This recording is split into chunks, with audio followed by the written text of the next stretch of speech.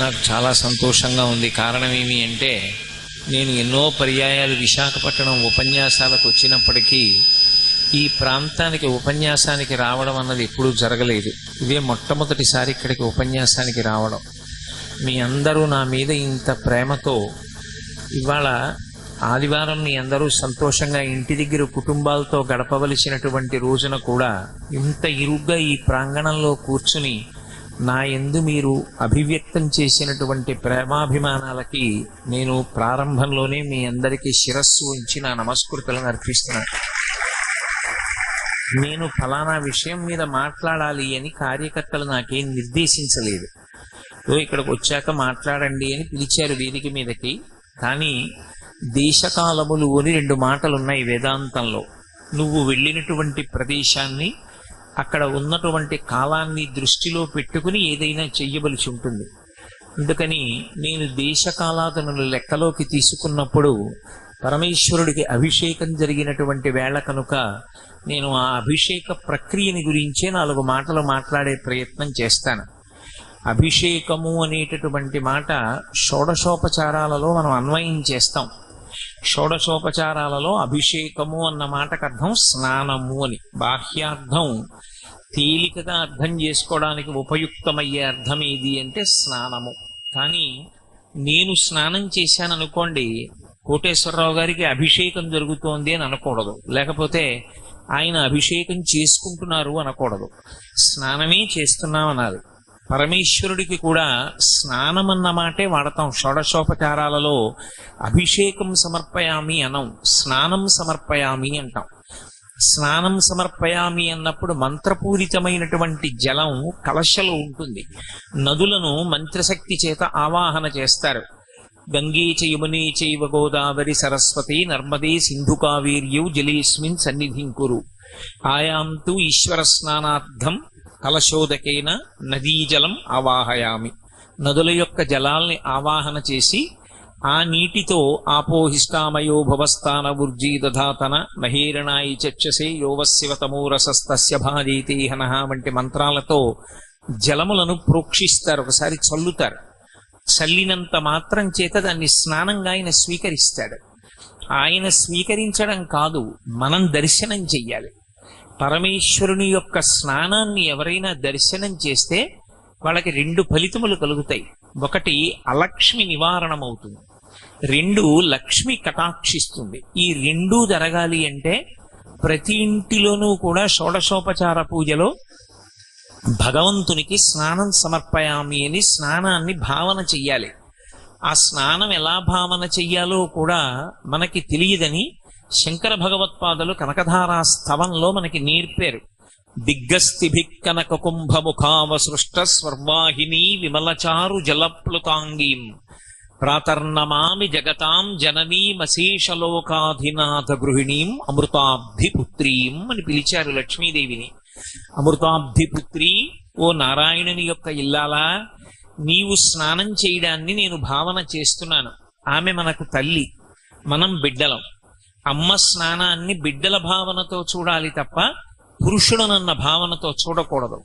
శివే శృంగారార్ధ్ర తదితరజనే కుత్సనపర అంటారు శంకరాచార్యుల వారు. అమ్మవారి దగ్గరికి వెళ్ళి నిలబడ్డప్పుడు నేను పురుషుణ్ణి అన్న భావనతో ఎవరు నిలబడతాడో వాడి పట్ల అమ్మవారి కన్ను ఎరిపెక్కుతుంది. అమ్మా, నేను నీ బిడ్డని అన్న భావనతో నిలబడవలసి ఉంటుంది. అప్పుడు ఎటువంటి అభిషేకాన్ని దర్శనం చెయ్యాలి, ఎటువంటి స్నానాన్ని దర్శనం చెయ్యాలి అంటే దిగ్గస్థిభిక్ కనకకుంభ ముఖావసృష్ట స్వర్వాహిని విమలచారు జలప్లుతాంగీం. ఈ భూమండలాన్నంతటినీ మోస్తుంటాయి కింద, వాటిని దిగ్గజములు అంటారు. ఆ దిగ్గజములు స్వర్వాహిని, ఊర్ధ్వలోకాల్లో ప్రవహించేటటువంటి ఆకాశ గంగని బంగారు కలశలలో పట్టుకుని వచ్చి గజలక్ష్మీ స్వరూపం అంటాం. అమ్మవారికి 2 పక్కల ఏనుగులు నిలబడి బంగారు కలశలతో తొండాలు పైకెత్తి నీళ్లు పోస్తాయి. ఆ నీళ్లు పోస్తున్నప్పుడు విమలచారు జలప్లుతాంగీం, ఆమె తెల్లటి బట్ట కట్టుకుని ఆ స్నానశాటిలో అమ్మవారు ఆ దిగ్గస్థిబి కనక కుంభ ముఖావసృష్ట స్వర్వాహిని, ఆ దిగ్గజములు బంగారు కలశములతో పోస్తున్నటువంటి నీటి యందు తడిసి ఉంటుంది. ఆ తడిసినటువంటి అమ్మవారిని లిప్త కాలం ఒక్కసారి దర్శనం చేస్తే చాలు. మనసులో దర్శనం చేస్తే అలక్ష్మీర్మే నశ్యతాం త్వాం రుణే అని శ్రీ సూక్తం. అలక్ష్మి నివారణమవుతుంది. అలక్ష్మి ఎక్కడి నుంచి వస్తుంది అంటే భూమిలోంచి పైకొస్తూ ఉంటుంది. అలక్ష్మి అంటే దరిద్ర దేవత, లక్ష్మికి వ్యతిరేక పదం. ఈ భూమిలోంచే ఆవిడ పైకొస్తుంది. ఎందుకంటే లక్ష్మి భూమిలోంచే వస్తుంది, అలక్ష్మి భూమిలోంచే వస్తుంది. అందుకే మీరు ఇందాక రుద్రాభిషేకం జరిగినప్పుడు ఒక మంత్రం వినుంటారు. అష్టమానువాకం పూర్తి చేస్తే ఒక మంత్రం చెప్తారు. ద్రాపేయం ధస్సస్పతే దరిద్రం నీలలోహిత ఏషాం పురుషాణం ఆభేర్మారోమో ఏషాం కించనా మమత్ అని. ఆ మంత్రానికి అర్థం ఏమిటంటే లక్ష్మి అలక్ష్మి ఏకకాలంలో పైకొచ్చాయనుకోండి, లక్ష్మి పైకొస్తుంది, అలక్ష్మి పైకొస్తుంది. భూమి రెండింటినీ అనుమతిస్తుంది. ఈ రెండు పైకి కానీ వస్తే ఒక ప్రమాదం వస్తుంది. ఏం వస్తుంది అంటే ఇంట్లో ఐశ్వర్యం ఉంటుంది, తాను అనుభవించడానికి అయోగ్యుడవుతాడు. ఇంటి నిండా మధుర పదార్థాలు ఉంటాయి, తిందామంటే మధుమేహం ఉంటుంది. ఇంటి నిండా చక్కటి పచ్చళ్ళు కూరలు భార్య చేసి పెట్టగలదు, అనుకూలవతి. అనుకూలవతి అయినటువంటి భార్య అన్నీ వండి సిద్ధం చేసినా తాను ఉప్పు తినకూడదు, కారం తినకూడదు, రక్తపోటు ఉంటుంది. సప్పిడి తిని జీవనం చేస్తూ ఉంటాడు. లేక కాదన్నీ ఉన్నాయి, కానీ లక్ష్మి ఉన్న చోటే అలక్ష్మి కూడా ఉంటుంది. అలక్ష్మి భూమిలోకి నెట్టివేయబడాలి, లక్ష్మి అనుమతింపబడాలి. లక్ష్మిని అనుమతించి అలక్ష్మిని తొక్కగలిగినదేది అంటే ఒక్క ఎద్దుకే ఆ లక్షణం ఉంది. లోకంలో లక్ష్మి అలక్ష్ములను రెండింటినీ కూడా ఆవాహన పలికి విసర్జనం చేయడానికి అమ్మవారు రెండు ప్రాణులను సృష్టించింది. ఒకటి ముందు భాగంలో లక్ష్మిని అనుగ్రహిస్తూ అలక్ష్మిని తొక్కుతుంది, ఒకటి వెనుక భాగంలో పూజ చేత లక్ష్మిని కటాక్షిస్తుంది. ఆవుకి పృష్ఠభాగంలో పూజ చేస్తే లక్ష్మీ కటాక్షం. ఎద్దు ముందు భాగంలో మెడ మీద కాడి పెట్టుకుని నడుస్తుంది. ఉత్తిగా ఎద్దు నడవడం కాదు, మెడ మీద కాడి ఉండి తీరాలి. ఉండి నడిచింది అంటే నాగలి ఉన్నది అని గుర్తు, లేదా బండి కట్టి ఉన్నది అని గుర్తు. భూమి మీద అలా ఎద్దు నడిస్తే ఆ ఎద్దు యొక్క పాదముల నుండి అమృత బిందువులు పడతాయి. ఆ అమృత బిందువులు పడుతూ ఎద్దు నడుస్తున్నప్పుడు ఎద్దు యొక్క డెక్క స్పర్శ చేత అలక్ష్మి మళ్ళీ భూమిలోకి వెళ్ళిపోతుంది, దరిద్ర దేవత. లక్ష్మి మాత్రమే పైకొస్తుంది. అలా ఎద్దుల చేత తొక్కబడినటువంటి భూమి ఏది ఉంటుందో అది సమస్తాన్ని అనుగ్రహిస్తుంది. లోకంలో నేను ఒక మాట చెప్తే మీరు తెల్లబోతారు. అసలు లోకంలో అలక్ష్మి విపరీతంగా దేనికి ప్రబలుతుంది అని అడిగారు వేదంలో. అలక్ష్మి దరిద్ర దేవత విపరీతంగా ప్రబలడానికి, చిన్నతనం నుంచే కళ్ళజోడు రావడానికి, చక్షు సంబంధమైనటువంటి వ్యాధులు విపరీతంగా పెరగడానికి కారణం ఏమి అంటే కోళ్ళని విపరీతంగా పెంచి కోడిగుడ్డు తినడమే కారణము అని వేదంలో ఒక మాట. ఎక్కడైనా యజ్ఞం చేసేటప్పుడు ఆ యజ్ఞానికి సంబంధించినటువంటి యజ్ఞవాటము అంటారు. ఆ హోమశాల కడితే హోమశాలలో నిలబడి బ్రహ్మస్థానం అని ఒక స్థానం ఉంటుంది. బ్రహ్మస్థానం మొట్టమొదట వేదంలోంచి కొన్ని మంత్రాలు చెప్తారు. ఆ మంత్రాలు ఎందుకు చెప్తారంటే కోడిగుడ్డు తినే అలవాటు ఎవరైనా ఈ ప్రాంగణంలోకి ప్రవేశించి ఉంటే, కోడిగుడ్డు తినే అలవాటు ఉన్నవాడు ఇక ఆ ప్రాంగణంలోకి దేవతలు రారు, తీసుకోరు హవిస్సు. అటువంటి వాడు ఎవరైనా వచ్చి ఉన్నా, ఈ చుట్టుపక్కల ఉన్నా తద్దోషము నివారణ అగుగాక, దేవతలు ప్రవేశింతురుగాక అని ఆహ్వానం పలుకుతారు. కోడిగుడ్డు అంత హేయమైన పదార్థంగా వేదంలో వర్ణింపబడింది. దేశంలో దరిద్రం ఎందుకు ఉత్పన్నమవుతుంది, ప్రమాదములు ఎందుకు విశేషంగా జరుగుతాయని అడిగారు. కోడిగుడ్డు తినడం ఎక్కువైపోతే, కోళ్ళని పెంచడం ఎక్కువైపోతే, యథేచ్ఛగా కోడిని సంహరించి మాంసం తింటే దరిద్ర దేవతకి ఆహ్వానం పలికినట్టు. ఎద్దు యొక్క డెక్క భూమికి తగిలితే, కాడి మెడ మీద పెట్టుకున్నటువంటి ఎద్దు భూమి మీద దున్నితే అలక్ష్మి లోపలికి వెళ్ళిపోతుంది, లక్ష్మి పైకి వస్తుంది. ఆ లక్ష్మి పైకి వస్తే అలక్ష్మి ఉండదు. కానీ భూమిని గౌరవించడంలో మనం ఎన్నో దోషాలు చేస్తాం. అప్పుడు అలక్ష్మి యొక్క వైపరీత్యం పెరిగిపోతుంది. అలా పెరిగిపోకుండా ఉండాలంటే మరి ఏం చెయ్యాలి అని అడిగారు. నేను కోడిగుడ్డు తినకపోవచ్చు, కోడిగుడ్డు తినేవాళ్ళు ఎందరో ఉండొచ్చు, వాళ్ళందరినీ నేను మాన్పించలేనుగా, మరి ఏం చెయ్యాలని అడిగారు. అభిషేకం చేయమన్నారు. స్నానాన్ని మనసులో భావన చేసి తమలపాకు చివర నీళ్లు తీసి చల్లి మనసులో అమ్మవారు స్నానం చెయ్యడాన్ని భావన చేసినా లక్ష్మీ కటాక్షం కలిగి అలక్ష్మి పోతుంది. లేదు, అలా లోకమంతా నిండిపోయింది కలిపురుషుని యొక్క ప్రభావం చేత రుద్రాభిషేకం చేస్తారు. చేసి ఈ మంత్రం చెప్తారు, ద్రాపేయం ధస్సస్పతే దరిద్రం నీలలోహిత అని.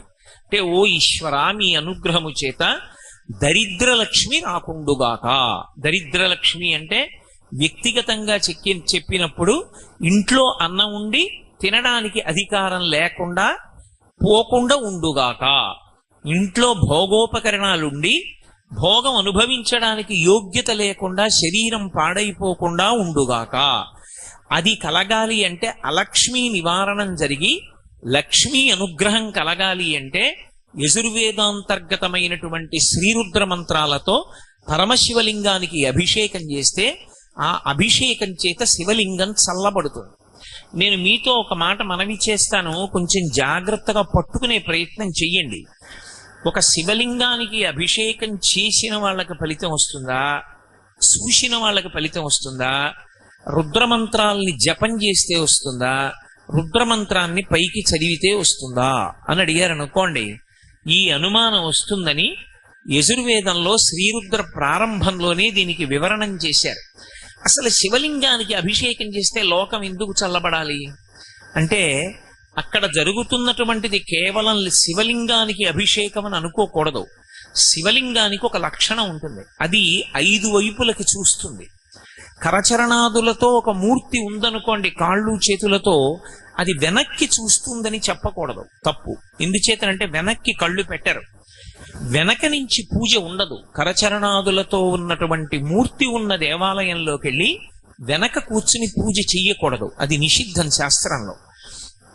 నేను ఏదో బాలా త్రిపుర సుందరి అమ్మవారి దేవాలయానికి వెళ్ళి అమ్మవారి పక్కన కూర్చుని కుంకుమార్చన చెయ్యాలి తప్ప అభిముఖంగా కూర్చుని పూజ చేసేటటువంటి అధికారం అసలు దేవాలయంలో పక్కన పెట్టండి, ఇంట్లో కూడా లేదు. ఇంట్లో కూడా మీ పూజా మందిరానికి అభిముఖంగా కూర్చుని మీరు పూజ చేస్తే కొత్తగా ఫలితం వచ్చే మాట దేవుడెరుగు, కానీ మీకున్నటువంటి తేజస్సుని హరించేస్తాడు ఈశ్వరుడు. కారణం ఏమి అంటే, నేను విశేషమైన తేజోవంతమైన దీపం వంక అలా చూశాను అనుకోండి, నా కంటికి చూసే శక్తి సన్నగిల్లుతుంది, కాసేపు చీకటిగా ఉంటుంది. ఎందుకంటే దాని శక్తి ముందు నా కంటి శక్తి చాలదు, ఈ వెలుతురు ఆ వెలుతురు ముందు నిలబడలేదు. అలాగే మన తేజస్సు ఈశ్వర తేజస్సు ముందు నిలబడదు. కాబట్టి ఏది ఎక్కువ తేజస్సు అది తక్కువ తేజస్సుని హరిస్తుంది. మీరు పూజలో ఎంతసేపు అభిముఖంగా కూర్చున్నారో అంతసేపు మీ తేజస్సుని ఈశ్వరుడు హరిస్తాడు. అయితే ఒక్క ఉపకారం జరుగుతుంది, ఇంట్లో సింహాసనంలో ఉంటాడు కాబట్టి రక్షిస్తూ ఉంటాడు. అందుకే అభిముఖ పూజ లేదు. భగవంతుడికి ఎదురుగుండా కూర్చుని పూజ చేయడం అనేటటువంటిది పరమ అశాస్త్రీయమైనటువంటి పూజ. అసలు అటువంటి పూజ చేయకూడదు, ఎక్కడా జరగకూడదు. దేవాలయంలో కూడా అర్చన చేసేటప్పుడు ఒక పక్కకి కూర్చుని అర్చన చేస్తారు, దక్షిణ దిక్కుని చూడకుండా. దక్షిణ దిక్కుకి చూడకుండా చెయ్యాలి పూజ. చేసే నమస్కారం దక్షిణానికి వెళ్ళకూడదు. ఒక్క సంధ్యావందనం చేసినప్పుడు దిగ్దేవతా నమస్కారంలో తప్ప ఇతర కార్యముల యందు దక్షిణ దిక్కుకి నమస్కారం లేదు. అందుకే మహాత్ములు శరీరం విడిచిపెట్టినప్పుడు వాళ్ళ యొక్క సమాధి మీద శివలింగం ఉంచితే అధిష్టానం అంటారు, తులసి చెట్టు ఉంచితే బృందావనం అంటారు. అధిష్టానానికి కానీ బృందావనానికి కానీ వెళ్ళి నమస్కారం చేసినప్పుడు దక్షిణ దిక్కెటు అని అడిగి నమస్కారం చెయ్యాలి. మన ఇష్టం వచ్చినట్లు నమస్కారం చేస్తే అది యమధర్మరాజు గారికి ఎడుతుంది. ఆయన దక్షిణ దిక్కుకు అధిపతి. ఆయన ప్రీతి చెందాడనుకోండి, ఆయన ఇవ్వవలసిన అనుగ్రహం ఆయన ఇస్తాడు. అది మనకి ఆమోదయోగ్యం కాదు. కాబట్టి అంటే ఏమంటే మరి ఎప్పటికీ చచ్చిపోకూడదా అంటే, త్రయంబకం యజామహే సుగంధిం పుష్టివర్ధనం ఉర్వారుకమివ బంధనాన్ మృత్యోర్ముక్షీయమామృతాత్. ఈ శరీరము ఋతుమంతము కావాలి అంటే దీనిలో ఉండి ధర్మానుష్ఠానం చేసి భక్తితో జీవించి భక్తితో కూడినటువంటి కర్మాచరణము వలన ఈశ్వరుని యొక్క అనుగ్రహంగా జ్ఞానాన్ని పొంది ఆ జ్ఞానము వలన ఈ శరీరము నేను కాదు ఆత్మ అనేటటువంటి అనుభవంలోకి వచ్చి తాను ఆత్మగా ఉండి శరీరం పడిపోతున్నప్పుడు ఏ విధమైనటువంటి ఉద్వేగం లేకుండా సాక్షిగా చూస్తూ శరీరాన్ని విడిచిపెట్టాలి. అది ఎలా విడిచిపెట్టాలి అంటే ముచిక నుంచి చాలా తొందరగా తనంత తాను విడిపోయే పండు ఈ లోకం మొత్తం మీద ఒక్కటే, దోసపండు ఒకటే విడుతుంది. అలా దోసపండు నేల మీదే కాస్తుంది. దోసపండుని పందిరి ఎక్కించరు, దోసపాదు నేల మీదే పాకుతుంది. దోసకాయ పెద్దదైపోయి రంగు మారిపోయి పచ్చగా అయిపోతుంది. పసుపచ్చగా అయిపోయిన దోసపండు ముచిక నుంచి ఎప్పుడు విడిచిపెట్టిందో మీకు తెలియదు. మీరు దగ్గరకి వెళ్ళి పండుని కదిపితే తెలుస్తుంది ముచిక వదిలిపెట్టింది అని. అప్పటి వరకు తెలియదు. అందుకే సనాతన ధర్మంలో చూడండి, ఎక్కువగా ఒక మాట వాడతారు, ఆయన పండిపోయారండి అంటారు, పంటలు పండాయండి అంటారు, పిల్లలు ఆడుకుంటే పంటలు వేసుకోండి అంటారు. ఆఖరికి పరమపద సోపాన పఠము అని ఒక పఠంలో ఆట ఆడితే నా పిక్క పండిపోయిందంటారు. పండిపోవడం అంటే ఏమిటంటే బలవంతంగా ముచిక నుండి విడకూడదు, తనంత తాను ముచిక నుండి విడిపోవాలి. విడిపోయే ముందు రంగు మారిపోవాలి, లోపల ఉన్న గట్టి పదార్థం అంతా గుజ్జుగా అయిపోవాలి, తీయగా అయిపోవాలి. అయిపోయి తనంత తాను రాలి కింద పడిపోవాలి. దాన్ని పండిపోవడం అంటారు. పండిపోవడం అంటే జ్ఞానం కలగడం. ఆ జ్ఞానం కలిగే వరకు ఈ శరీరమునందు ఉండాలి. అంతేకాని ఇది అసత్యం కదండి అని దీన్ని పడగొట్టే ప్రయత్నం చెయ్యకూడదు. ఆత్మహత్య మహానేరం. అందుకే కాబట్టి దక్షిణ దిక్కుకు తిరిగి నమస్కారం చెయ్యకుండా ఒక్క 3 దిక్కులకే తిరుగుతారు. అందున ప్రత్యేకించి కరచరణాదులతో కూడినటువంటి మూర్తి ఉన్న దేవాలయంలో వెనక్కి వెళ్ళి నమస్కారం అసలు చేయరు, వెనక నుండి పూజ చెయ్యరు. కానీ ఒక్క శివలింగం దగ్గరికి వచ్చేటప్పటికి ఆయనకు ఒక పేరుంది వేదాంతంలో, అరూపరూపి అని పేరు శివలింగానికి. అరూపరూపి అంటే రూపము లేనివాడు, రూపం ఉన్నవాడు. అక్కడ ఏ రూపం లేదా అంటే ఓ రూపం ఉంది. రూపం ఉంది కదా అని కాళ్ళు చేతులు చెవులు ముక్కు నోరు ఉన్నాయా అంటే లేవు. రూపం లేదా అంటే రూపం ఉంది. రూపం ఉంది అందామంటే రూపం లేదు. 2 భిన్న ప్రకృతులు ఏకకాలమునందు ఆవిష్కరింపబడ్డాయి కాబట్టి అరూపరూపి అని పిలుస్తారు శివలింగాన్ని. శివలింగాన్ని పూజ చేసేటప్పుడు మొట్టమొదట కళ్ళు మూసుకుని ఒక భావన చెయ్యకుండా అభిషేకం మొదలు పెట్టకూడదు. ఏ భావన చెయ్యాలి అని అడిగారు. నువ్వు కూర్చున్న శివలింగం ఎప్పుడు గుండ్రగా ఉంటుంది. అలా ఉండకుండా ఉంటే శివలింగం పానవట్టం ఎప్పుడు ఉత్తరానికే ఉండాలి శివలింగానికి. అలా కాకుండా ఉందనుకోండి, అది కూర్చున్న శివలింగం, నించున్న శివలింగం, పడుకున్న శివలింగం అని 3 ఉంటాయి. అందులో అభిషేకం తీసుకోవవి. అలా ఉన్నటువంటి 3 శివలింగాలు మీకు ఇప్పటికీ ఏకాంబరేశ్వర దేవాలయంలో కనపడతాయి. అటువంటి ప్రకృతిలో ఉన్న శివలింగాలని పిలుస్తారు వాటిని.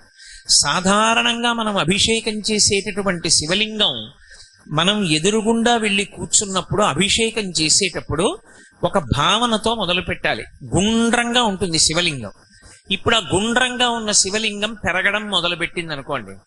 ఇంత శివలింగం ఉంది, పెరిగింది, ఇంత అయింది, ఇంకా పెరిగింది, ఇంత అయింది. నేను ఇలా తిప్పడం మొదలెట్టాను అనుకోండి, పెరిగిందని. ఎంత పెరుగుతుంది? బ్రహ్మాండాలన్నీ చుట్టేస్తుంది. ఇప్పుడు నేను ఎక్కడున్నాను? శివలింగంలో ఉన్నాను. శివలింగంలో లేనిది ఏదైనా ఉందా? ఇప్పుడు శివలింగంలోకి రాలేదు అన్నది ఏదైనా ఉంటుందా? ఉండదు.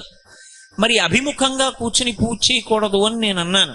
ఇందాక అభిషేకం చేసేటప్పుడు అటు కూర్చున్నారు, ఇటు కూర్చున్నారు, ఇటు కూర్చున్నారు, ఇటు కూర్చున్నారు. మరి ఎటు చూస్తున్నట్లు శివలింగం? అభిముఖం అంటే ఎటు చూస్తోందో దానికి ఎదురు మనం చూడకూడదు అని. ఏదో అమ్మవారి దేవాలయానికి వెళ్ళాను అనుకోండి, అమ్మవారు ఎటు చూస్తోందో తెలుస్తుంది, ఆవిడికి ఎదురుగుండా కూర్చోకూడదు. శివలింగం ఎటు చూస్తోంది? శివలింగం 5 దిక్కులు చూస్తుంది. అందుకే సజ్జోజాత అఘోర తత్పురుష వామదేవ ఈశానములని 5 ముఖాలు. 5 ముఖాలతో చూస్తాడు. తూర్పుకి చూసే ముఖం తత్పురుష ముఖం, దక్షిణాన్ని చూసేటటువంటి ముఖం అఘోర ముఖం, పశ్చిమాన్ని చూసేటటువంటి ముఖం సజ్జోజాత ముఖం, ఉత్తరాన్ని చూసే ముఖం వామదేవ ముఖం, పైకి చూసేటటువంటి ముఖం ఈశాన ముఖం.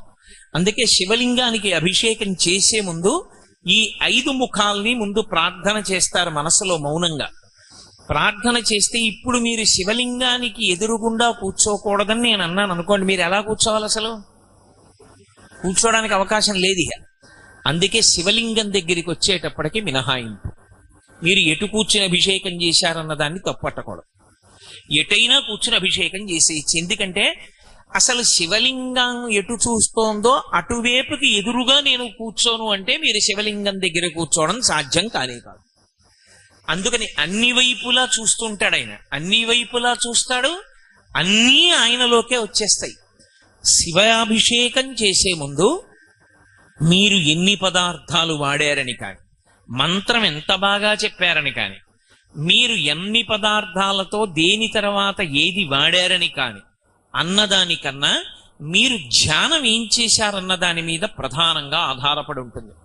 అందుకే ఆపాతాళ నభస్థలంత భువన బ్రహ్మాండమా విస్ఫురత్ జ్యోతిస్ఫాటికలింగ మౌళి విలసత్పూర్ణేందువాంతామృతై అస్తోకాప్లుతమేకమీశమనిశం రుద్రానువాకాన్ జపన్ ధ్యాయేత్ ఈప్సిత సిద్ధయే ధ్రువపదం విప్రోభిషించేత్ శివం బ్రహ్మాండ వ్యాప్త దేహాభసిత హిమరుచాభాసమానా భుజంగై కంఠే కాళాః కపర్దాః కలిత శశికళశ్చండ కోదండహస్తాః త్రిక్షా రుద్రాక్షమాలా సొలలిత వపుష సంభవా మూర్తిభేదాః రుద్రాశ్రీ రుద్రసూక్త ప్రకటిత విభవాన ప్రయచ్చస్తు సౌఖ్యం అని నమకం మొదలు పెట్టారు. చమకంలోంచి శంచమే మయశ్చమే అనుకామశ్చమే కామశ్చమే సౌమనసశ్చమే భద్రంచమే శ్రేయశ్చమే వస్యశ్చమే యశశ్చమే అంటూ ఆ అనువాకంతో ప్రారంభం చెయ్యాలి అభిషేకాన్ని. అభిషేక ప్రక్రియ మొదలు పెట్టినప్పుడు మీ ఇష్టం వచ్చిన పదార్థాన్ని శివాభిషేకంలో ఉపయోగించడం నిషిద్ధం. మీ ఇష్టం వచ్చిన పదార్థాన్ని మీ ఇష్టం వచ్చిన క్రమంలో అభిషేకం చెయ్యడాన్ని అంగీకరించదు శైవాగమం. అభిషేకం చేసేటప్పుడు కలశపాత్ర చాలా పెద్దది పెట్టుకుని కలశ పూజ చెయ్యాలి. చేసి నారుద్రో రుద్రమర్చయేత్ మహన్యాసం చేసి ఆ కలశలో ఉన్న జలాలు పూర్తి కాకముందే మళ్ళీ తీసుకొచ్చి నీళ్లు పోస్తూ ఉండాలి. అలా నీళ్లు పొయ్యడం కానీ అభిషేకం కానీ ఎవరు చెయ్యాలి అంటే గోచి పోసి పంచ కట్టుకున్న వాడికొక్కడికే అక్కడ కూర్చునే అధికారం. అందరూ వచ్చి మీద నీళ్లు పొయ్యకూడదు. వికచ్చః అనుత్తరీయశ్చ నగ్నశ్చ అవస్త్రయేవచ అని వేదం.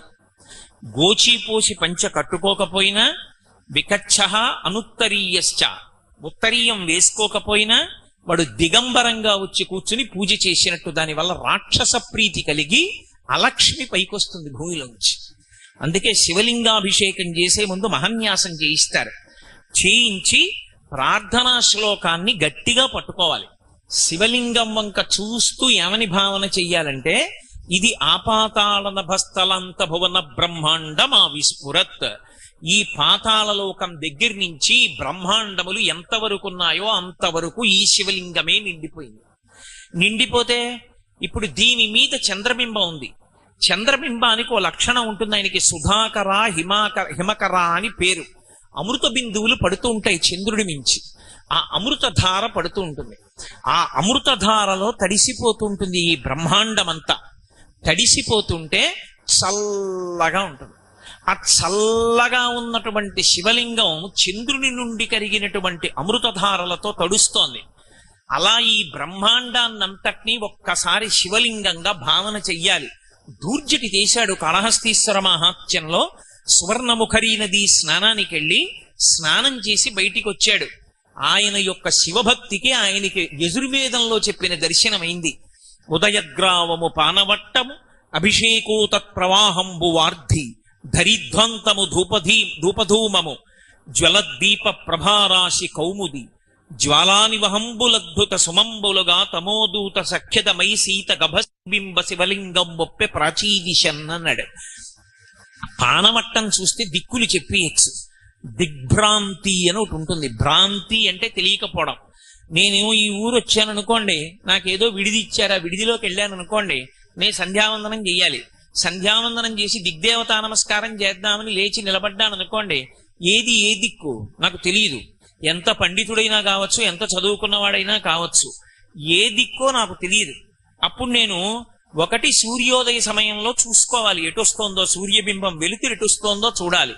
తెలియకపోతే నేను ఇంత పండితుండని భావన చేయకూడదు, అడగాలి. ఏమంటే తూర్పు పెట్టండి అని అడగాలి. దాన్ని దిగ్భ్రాంతి అంటారు. దిక్కులు తెలియకుండుట. దిక్కు తెలియాలంటే శివాలయంలోకి ఎడతారు. ఎవరినీ అడగకుండా దిక్కు తెలుసుకోవాలంటే లోకానికి దిక్కు ఎవరంటే శివుడే. ఆయన దగ్గర కడితే దిక్కులు తెలుస్తాయి. ఎందుకు తెలుస్తాయంటే పానవట్టం ఎప్పుడూ ఉత్తర దిక్కునే చూడాలి. అభిషేక జలాలు ఉత్తర దిక్కు నుంచి తప్ప వేరొక దిక్కు పడడాన్ని నిషేధించింది శైవాగమం. ఒక్క ఉత్తర దిక్కుకే పడాలి పానవట్టం మించి. కాబట్టి ఉత్తరం వైపుకి ఎటుందో పానవట్టం చూస్తే అది ఉత్తరం. అది ఉత్తరం అంటే మీరు నిలబడినప్పుడు ఆ దిక్కు మీ ఎడం చేతి పక్కకు ఉండేటట్టుగా మీరు నిలబడితే మీకు అభిముఖంగా ఉన్నది తూర్పు, కుడి పక్కది దక్షిణం, వెనకాతలో ఉన్నది పశ్చిమం. తెలిసిపోలా? దిగ్భ్రాంతి పోవాలంటే దిక్కెవరంటే శివుడే. అందుకని ఇప్పుడు ఆయన బ్రహ్మాండం అంతటా నిండిపోయాడు శివలింగంగా. అది కనపడింది ధూర్జటికి. అందరూ చేసినటువంటి అభిషేక జలాలన్నీ వెళ్ళి ఉత్తర దిక్కున పడిపోతే అదే ఉత్తర సముద్రం అన్నాడు ఆయన. నక్షత్రాలన్నీ ఏమిటి అంటే ప్రాతకాలంలో దేవతలు చేసినటువంటి సువర్ణ పుష్పార్చన, అది అలా వెలుగుతున్నాయి అన్నాడు. ఈ మనసు ఏమిటని అడిగారు. ఋషులు పెట్టినటువంటి ధూపం, ఆ ధూపం అంతటా వ్యాపించింది. నాకు ఈ బ్రహ్మాండమంతా శివలింగంగా కనపడుతోంది, నాకు ఇంకేం కనపడలేదన్నాడు. అది శివభక్తి అంటే. అంతటా శివదర్శనం అవ్వాలి. అలా అభిషేక ప్రక్రియ ప్రారంభం చేసే ముందు ధ్యానం చేస్తారు ఒక్కసారి. అలా ధ్యానం చేస్తే మీరు ధ్యానమునందు మీరు ఏ శివలింగాన్ని అభిషేకం చేద్దామనుకుంటున్నారో దాన్ని 2 చేతులతో ముందు ముట్టుకోవాలి. ఎలా? నిజంగా చేతులతో కాదు, మనస్సుతో పట్టుకోవాలి. పట్టుకుంటే మీ చేతి వేళ్లు కొంకర్లు తిరగాలి. అంత చల్లగా ఉందని భావన చెయ్యాలి. ఎందుకని అంటే అది అమృతధారల చేత తడిసిపోయింది. అంత చల్లగా ఉన్న శివలింగాన్ని ఎవరు భావన చేసి అభిషేకం మొదలు పెడతారో అక్కడ అభిషేకం జరిగిన చోటంతా చల్లబడిపోతుంది. అక్కడ ఎవరు కూర్చున్నారో ఎవరు చూశారో వాళ్ళందరి కోరికలు తీరుతాయి. కోరికలన్నీ తీరడమే శాంతి. చల్లగా ఉండడం మనసు. కోరికలు తీరడం అంటే అనంతమైన కోరికలు పుట్టడం కాదు, పరమేశ్వరుడు ఇచ్చిన దానితో తృప్తిగా బ్రతకగలగడం. అందుచేత శాంతి ఏర్పడుతుంది. అందుకే రుద్రం అంతా పూర్తి చేసి శాంతి శాంతి శాంతి అంటారు. ఇప్పుడు లోకాలన్నీ చల్లబడతాయి. లోకాలన్నీ చల్లబడడం అంటే శాంతి సూక్తం అని ఒకటి ఉంది. గౌశాంతి, అంతరిక్ష శాంతి, దిశా శాంతి, పురుష శాంతి, శాంతిర్నేయస్తు శాంతి అని అన్నీ శాంతిగా ఉండాలని కోరుకుంటారు. అంతరిక్ష శాంతి అని అడుగుతారు. మన వాళ్ళు ఏదడిగినా అంత వేద హృదయంతో అడుగుతారు. ఎందుచేత అంటే అంతరిక్షము ప్రశాంతంగా ఉండాలి. అందులో అల్లకల్లోలం ఏర్పడిపోయి మబ్బులు పట్టి విపరీతమైన గాలులు వచ్చాయనుకోండి, లక్ష్మి నశించిపోతుంది.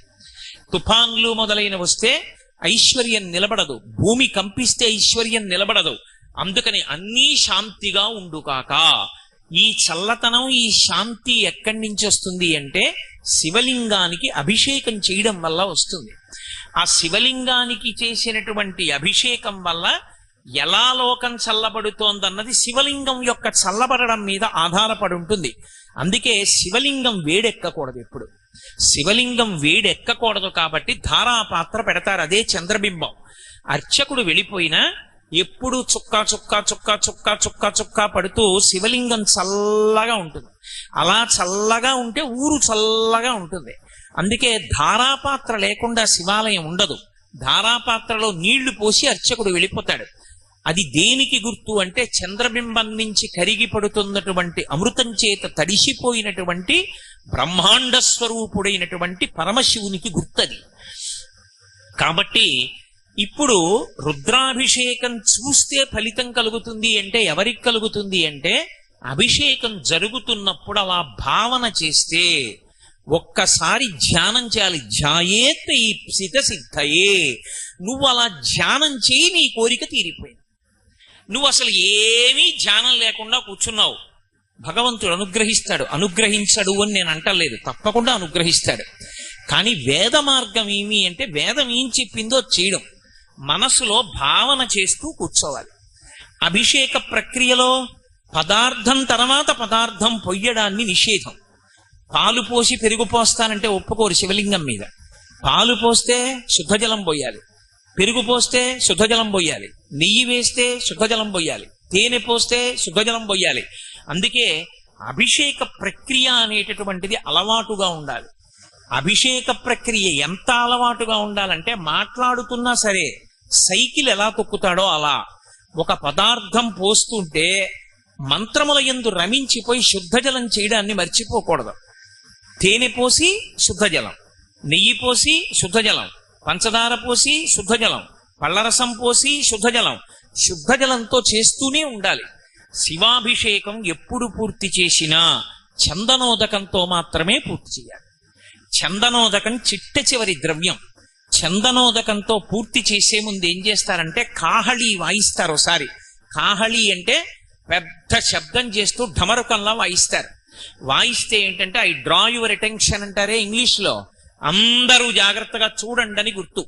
చందనోదకంతో చేస్తున్నప్పుడు శివలింగం వంక చూస్తే పుత్రపౌత్రాభివృద్ధి కలుగుతుంది. గృహస్థాశ్రమంలో ఉన్న వాళ్ళు అందరూ వంశం ఆచంద్రతారార్క నిలబడాలని కోరుకుంటారు కాబట్టి చిట్ట చివర చందనోదకంతో చేసి శుద్ధజలంతో చేసి పూర్తి చేసేస్తారు అభిషేకాన్ని. అలా ఆ అభిషేకం చేసేటప్పుడు ధ్యానం చేసినా ఉత్తమ ఫలితాలు, మౌనంగా చూసినా ఉత్తమ ఫలితం, మంత్రాన్ని స్వరంతో రమించి చదివినా ఉత్తమ ఫలితం, అథవా ఇదేమీ కూడా చెయ్యక్కర్లేదు, అసలు ఇదంతా కూడా పక్కన పెట్టేసి జపం చేసినా అంతే ఫలితం. నీ సొంతంగా చెప్తున్నాను అనుకుంటున్నారేమో, నేను యజుర్వేద ప్రార్థనా శ్లోకంలోంచే నా ఉపన్యాసం చేస్తున్నాను ఇవాళ. అందులో ఉందా లేదా? ధ్యాయేత్ ఈప్సిత సిద్ధయే ధ్రువపదం విప్రోభిషించే శివం బ్రహ్మాండ వ్యాప్తదేహ భసిత హిమరుచాభా సమానా భుజంగై కంఠే కాళాహ కపర్దాహ కలిత శశికళశ్చండ కోదండ హస్తాహ.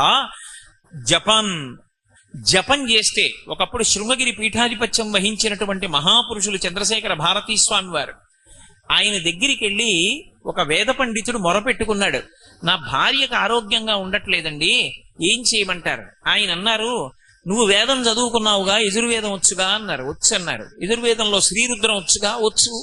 మరి ఇంకే శ్రీరుద్రం జపం చేసి మీ ఆవిడికి తీర్థం ఇయ్యి అన్నారు. ఆయన అన్నాడు, నేను శృంగేరి వచ్చాను, మా ఆవిడ్ని తీసుకురాలా, ఎక్కడో ఉంది, ఎలా అన్నాడు. ఏమీ పర్వాలా, రోజు తెల్లవారుజామున స్నానం చేసి తుంగా నది ఒడ్డున కూర్చుని రుద్రాన్ని జపం చేసేసి ఈ రుద్రజపం అంతా అయిపోయిన తర్వాత ఏతత్ఫలం సర్వం శ్రీ ఉమామహేశ్వర పరబ్రహ్మార్పణమస్త నీళ్లు వదిలేసి అదే తీర్థాన్ని ఉద్ధరిణితో పట్టుకుని మీ ఆవిడ పుచ్చుకుంటోందని భావన చేసి ఒక ఆకులో 3 మాటలు విధులుపెట్టు. అకాల వృక్షహరణం సర్వవ్యాధి నివారణం సమస్త పాపక్షయకరం శ్రీ ఉమామహేశ్వర పాదోదకం పావనం శుభం అంటూ 3 మాటలు ఆకులో వదిలిపెడుతూ మీ ఆవిడ పుచ్చుకుని తాగింది అని భావన చెయ్యన్నారు. 11 రోజులు ఇక్కడ ఇలా చేసి నువ్వు మీ ఇంటికి వెళ్ళన్నారు. 11 రోజులు శృంగేరిలో తుంగానది ఒడ్డున కూర్చుని జపం చేసి ఆయన ఇంటికి వెళ్ళాడు. వాళ్ళ ఆవిడికి పూర్తి స్వస్థత కలిగింది. నేను మీతో ఒక యథార్థం చెప్తున్నా, ఖండాంతరములలో ఉన్న వాళ్ళ యొక్క కోరిక కూడా రుద్రజపం చేత తీర్చవచ్చు. అంత శక్తివంతం రుద్రమంత్రాలు. అందుకే ఆ రుద్రాన్ని జపం చేస్తే చాలు.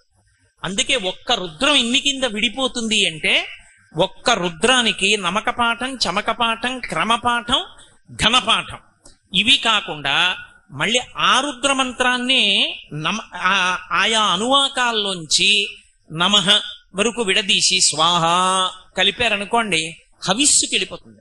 ఇక్కడే ఇప్పుడు రుద్రహోమం చేశారనుకోండి, రుద్రహోమం చేస్తూ అనువాకంలోంచి నమశబ్దం వరకు మంత్రాన్ని తీసి నమస్వాహ అంటూ హవిస్సు ఇచ్చారనుకోండి, దాన్ని పరమేశ్వరుడు వచ్చి పుచ్చుకుంటాడు. ఇక మళ్ళీ వేరే మంత్రభాగాన్ని అన్వయం చెయ్యక్కర్లేదు. ఆ మంత్రానికి చివర స్వాహాకారం పెట్టేస్తే అదే యజ్ఞాధికారం కిందకి వెళ్ళిపోయి యజ్ఞంలో హవిస్సు ఇవ్వడానికి అధికారం ఇస్తుంది.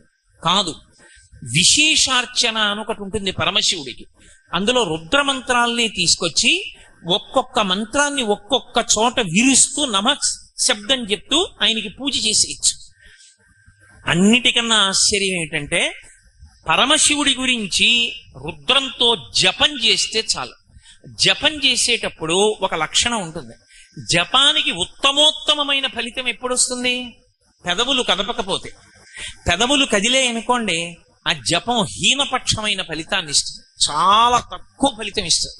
మీరు పైకి ఏదైనా చెప్తే మంత్రం అయితే నేను చెప్పేది నామాల గురించి కాదు, మంత్రం పైకి చెప్తే దాని శక్తి క్షీణించిపోతుంది. ఇప్పుడు అక్కడ కూర్చుని రుద్రం చదివారు, నేను ఎవరిని కించపరచడం నా ఉద్దేశ్యం కాదు, సత్యాన్ని చెప్తున్నాను. ఇప్పుడు వాళ్ళు అలా పైకి చదవడం వల్ల చాలా తక్కువ ఫలితం వస్తుంది. కానీ అభిషేకం చేసేటప్పుడు పైకి చెప్పకుండా ఉండడం సాధ్యం కాదు. అదే వాళ్ళు పక్కకెళ్ళి కూర్చుని రుద్రాన్ని జపం చేశారనుకోండి కళ్ళు మూసుకొని, దీనికి 1,00,000 రెట్ల శక్తి విస్ఫోటనం అవుతుంది. ఎందుకని అంటే జపంలో పెదవులు కదలవు. రుద్రం పైకి చదవాలని మీరు కోరుకున్నారనుకోండి, మీకు స్వరం తెలిసి ఉండాలి. స్వరం తెలియకుండా నోటికొక్కటి మంత్రం వచ్చు కదా, నేను చెప్పగలను కదా అని చెప్పి స్వరం తెలియకుండా స్వరభంగం చేస్తూ మైకు దగ్గర కూర్చుని చదివారనుకోండి, మీకు అనుకూల ఫలితాలు రావు, ప్రతికూల ఫలితాలు వస్తాయి. వేదంలో స్వరం ప్రధానం, అవునా కాదా? స్వరం బట్టే చదవాలంతే వేదమంత్రాన్ని. ఉదాత్త అనుదాత్త స్వరితములకు గుర్తులుంటాయి మంత్రాల్లో, ఆ మంత్రాన్ని బట్టే చెప్పాలంతే. మాషాశ్చమే తిలాశ్చమే ముద్గాశ్చమే కల్వాశ్చమే గోధుమాశ్చమే అలా చెప్పాలి తప్ప నేను అక్కడ చూసి చదవగలనండి పర్వాలేదని చెప్పి నా ఇష్టం వచ్చినట్టు చదివి అభిషేకం చేశాననుకోండి వ్యతిరేక ఫలితాలు వస్తాయి. స్వరం తప్పకూడదు.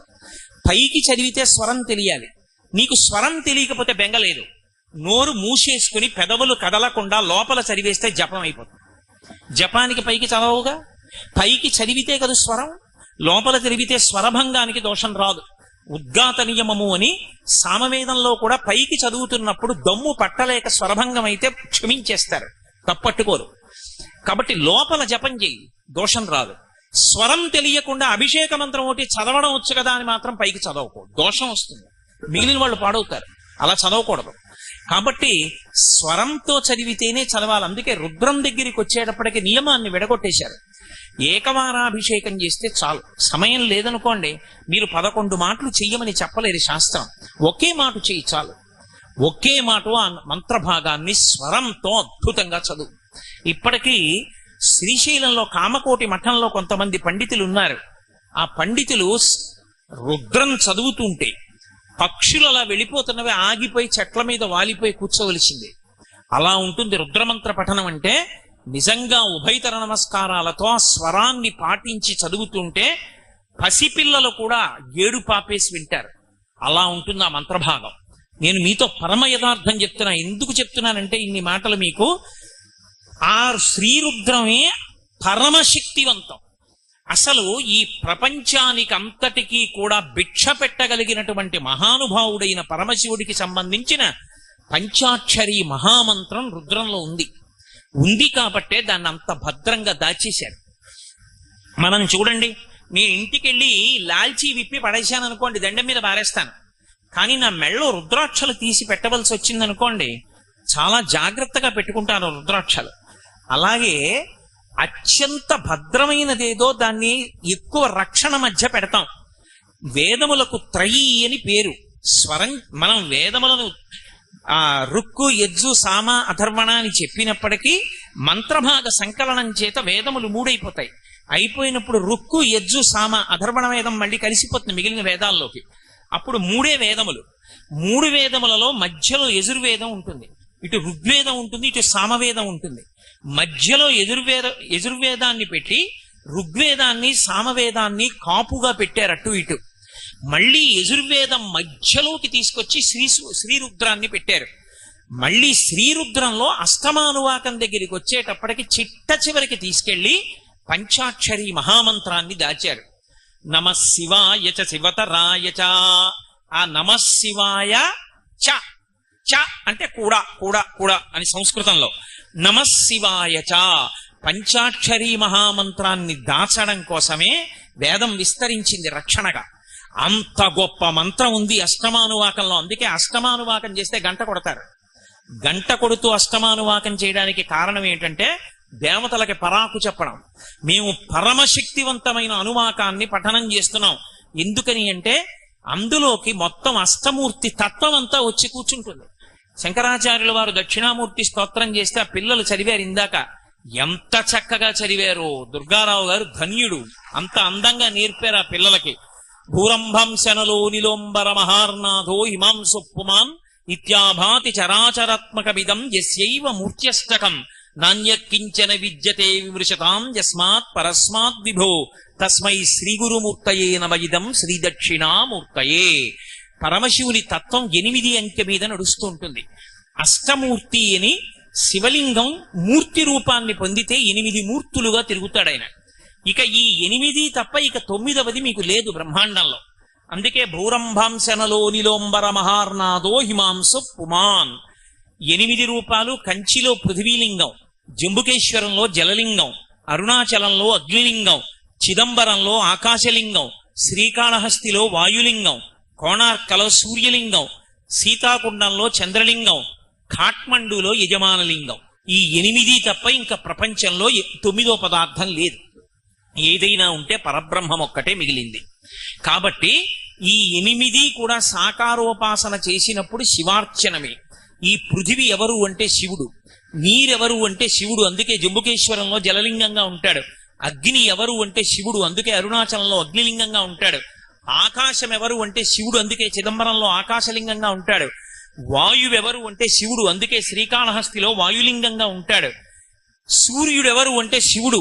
శంకరాచార్యుల వారు అడుగుతారు, అడిగినప్పుడు ఎవరు సూర్యుడు అంటే పరమశివుడే సూర్యుడిగా చెప్పారు. సూర్యుడుగా కోణార్కలో సూర్యలింగం ఉంది. చంద్రుడెవరు అంటే శివుడు, అందుకే సీతాకుండంలో చంద్రలింగం. నేనని నేను అనుకునే ఈ జీవుడెవరు అంటే పరమశివుడే, అందుకే ఖాట్మండులో యజమానలింగం. పశుపతినాథ్ అంటారు. అందుకే ఈ 8 శివస్వరూపాలే. ఈ 8 కాకుండా ఇంకోటి లేదు.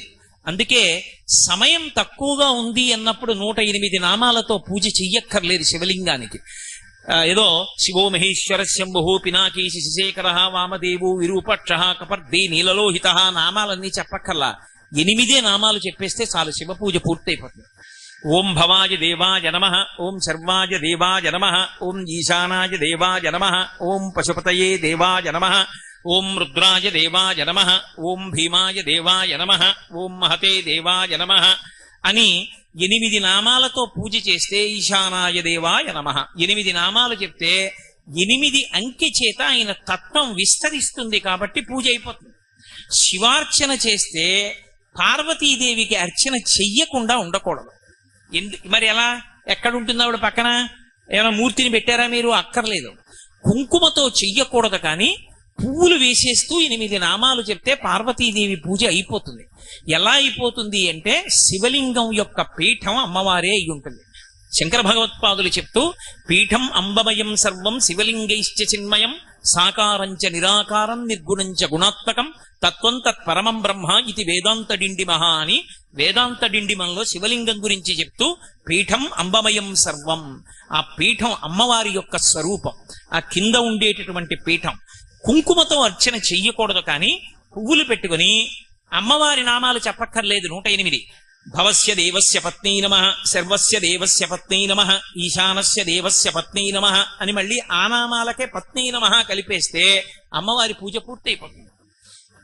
అందుకే శివుడు 8 అంకె మీద తత్వంగా ప్రకాశిస్తూ ఉంటాడు.